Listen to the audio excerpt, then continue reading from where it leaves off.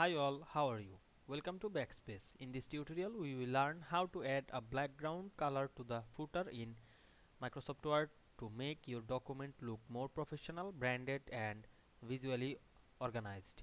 Footer background color are commonly used in letterheads, business documents, reports, invoices, resumes and official templates. Many users only change footer text color and don't realize that background color can be added cleanly using built-in word tools. In this video we will discover simple and reliable methods to apply background color to footers without distributing page layout or content. So let's get started.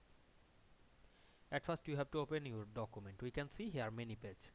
Now I want to add the footer background color. Double click on the footer. Then we can see here open the footer option.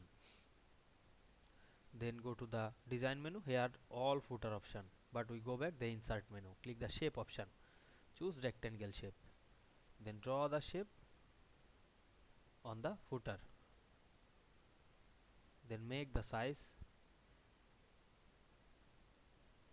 then select the shape and change the color, choose your color to the footer.